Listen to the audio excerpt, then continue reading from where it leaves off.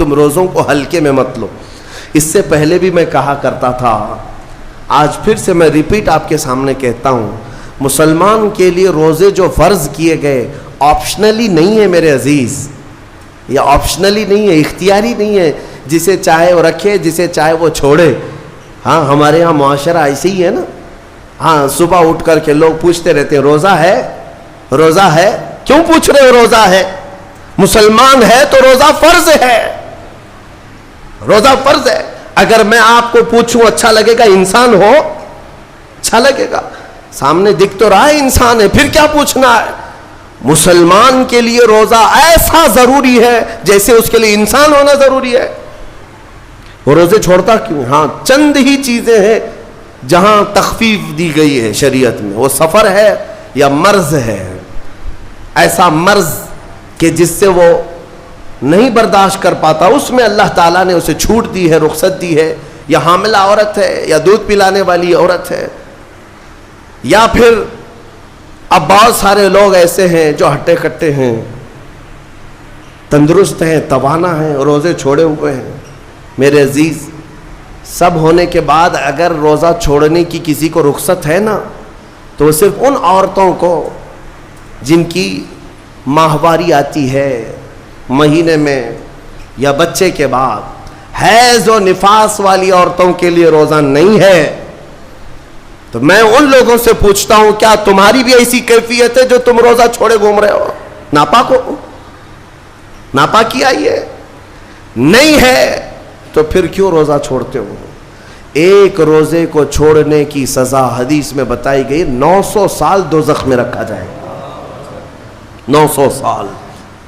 اب کیلکولیٹ کرو, اگر تمہاری زندگی کے روزے قضا ہیں تو کتنے 100 سال جائیں گے.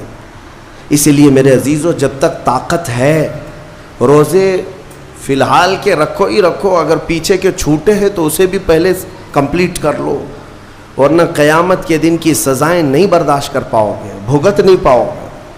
یہ ہم جو بار بار کہتے ہیں آپ کے روزہ رکھنے سے میرا کیا ہے, ہم تنبیہ صرف اس لیے کرتے ہیں کہ قیامت کے دن اللہ تعالیٰ کے عذاب میں گرفتار نہ ہو جاؤ, عذاب میں گرفتار نہ ہو جاؤ. اور ہمارے بزرگوں نے ہمیں تعلیم دی ہے کہ اللہ تعالیٰ جب 11 مہینے کھلاتا پلاتا ہے, اور وہی مولا 1 مہینہ اگر حکم دے, تو یہ کس قدر بندے کی ناانصافی ہے کہ اپنے مولا کے حکم کو پیٹ پیچھے ڈالتا ہے اور پھر کھاتا پیتا رہتا ہے. کیا اسے اپنے رحمان کی رضا کی اتنی بھی فکر نہیں ہے کہ یہ میرے مولا کی رضا ہے روزہ؟ اسی لیے تو اس مولا نے فرمایا روزہ میرے لیے ہے اور اس کی جزا کچھ نہیں, میں خود بندے کا ہو جاؤں گا. الصوم لی وانا اجزا بہ. اور ایک حدیث میں عجزی بھی پڑھا گیا, یعنی روزہ میرے لیے ہے اور میں ہی اس کی جزا ہوں, میں ہی اس کی جزا ہوں.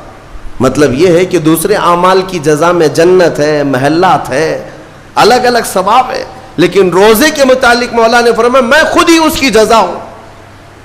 تجھ سے تجھی کو مانگ کر مانگ لی ساری کائنات, جس کا خدا ہو گیا اس کی ساری کائنات.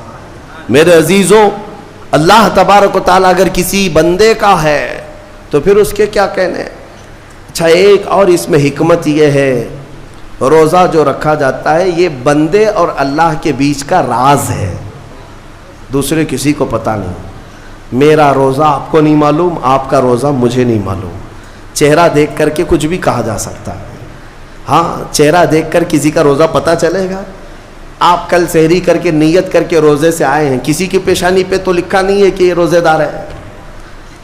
آپ نے کہا آپ نے مان لیا, لیکن حقیقت کیا ہے یہ تم جانو گے, اللہ ہی جانے. بہت سارے تمہارے پاس موقع ایسے آتے ہیں جب ایک ایک گھونٹ نگل سکتے ہو, وضو کے بیچ میں, غسل کے بیچ میں, جب کوئی نہ دیکھ رہا ہو تب چٹکیاں لے کر اندر ڈال سکتے ہو, کوئی نہ دیکھ رہا ہو. لیکن بندے اور مولا کے درمیان کا ایک راز ہے روزہ.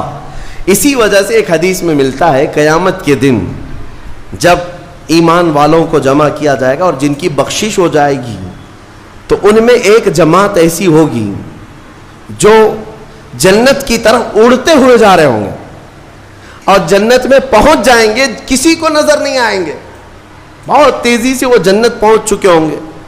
باب الریان ایک دروازہ ہے جو صرف روزے داروں کے لیے، جن کے روزے اللہ کی بارگاہ میں پسند آ گئے، وہ دروازہ صرف ان کے لیے، وہاں پہنچ چکے ہوں گے بہت سارے اہل اللہ، بڑے بڑے مقامات والے وہاں موجود ہوں گے، پوچھیں گے تم کہاں سے آئے، کون سے راستے سے آئے؟ نہ وہاں نظر آئے نہ راستے میں نظر آئے، یہاں کیسے پہنچے؟ تو وہ کہیں گے کہ اللہ تبارک و تعالیٰ نے ہمیں روزوں کی وجہ سے یہ مقام دیا۔ رب تعالیٰ کی طرف سے ارشاد ہوتا ہے کہ ان بندوں نے دنیا میں جو روزہ رکھا تھا وہ سب سے چھپا ہوا تھا، کسی کو پتہ نہیں تھا روزہ ہے یا نہیں، اس لیے جب میں نے ان کے روزے قبول کیے تو سب سے چھپا کر انہیں جنت کی طرف بھیج دیا۔ وہاں پر بھی یہ جزا دی گئی۔